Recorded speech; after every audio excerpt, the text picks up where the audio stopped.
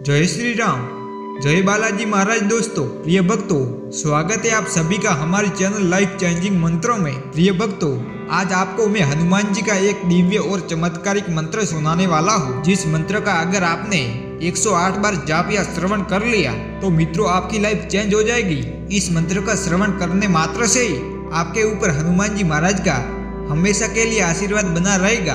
प्रिय भक्तों, अगर आपके ऊपर कर्ज का बोझ बढ़ता ही जा रहा है, आपको आर्थिक धन की तंगी सताई जा रही है, आपके शरीर में कोई न कोई रोग या पीड़ा बनी रहती है, हमेशा के लिए आपके घर में क्लेश लगा ही रहता है, तो मित्रों आपको बिना घबराए हनुमान जी महाराज पर भरोसा करके इस चमत्कारी मंत्र का पूरा 108 बार श्रवण कर लेना है। और मित्रों, अगर आप इस मंत्र का श्रवण करोगे तो कुछ ही दिनों में आपकी सभी समस्याएं और परेशानियां सुमंत्र हो जाएगी। और प्रिय भक्तों, आपका करोड़ों का कर्ज एक ही दिन में बजरंग बली जी समाप्त कर देंगे। प्रिय भक्तों, वैसे तो आप जानते ही हैं कि हनुमान जी महाराज कलयुग के सबसे शक्तिशाली देवता है, इसीलिए हनुमान जी महाराज की शक्तियाँ दोगुनी काम करती है, इसीलिए उनके मंत्र बहुत ही जल्दी हमें फल देते हैं। मित्रों, आपसे निवेदन है कि आप हनुमान जी महाराज के इस महामंत्र को पूरा 108 बार सुनिएगा और मित्रों आपको इस मंत्र का लाभ अवश्य मिलेगा।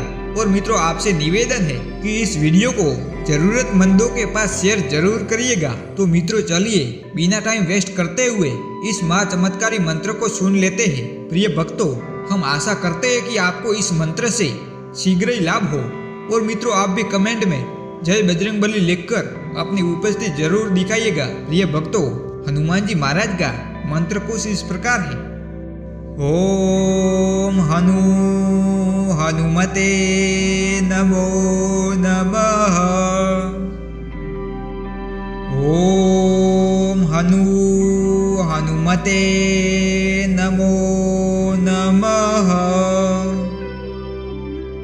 ओम हनुमते नमो नमः।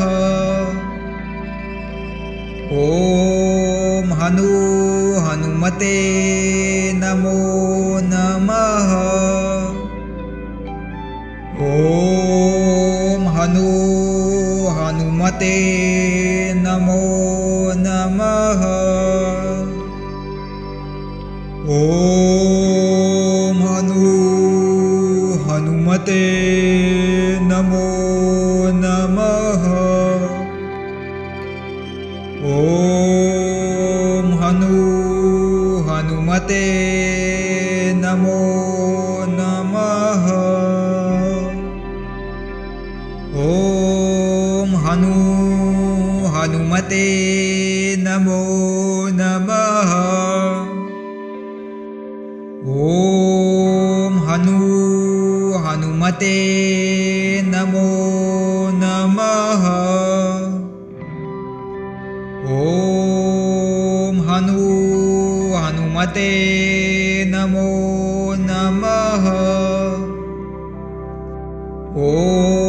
ओम हनुमते नमो नमः।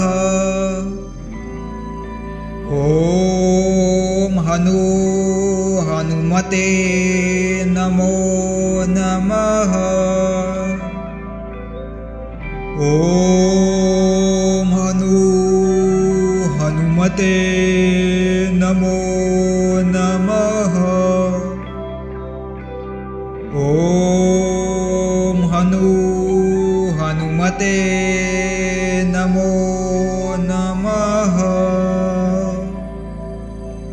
ओम हनुमते नमो नमः।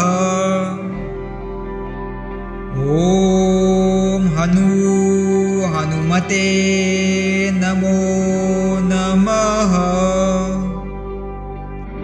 ओम हनुमते नमो नमः। ओम हनुमते नमो नमः। ओम हनुमते नमो नमः। ओम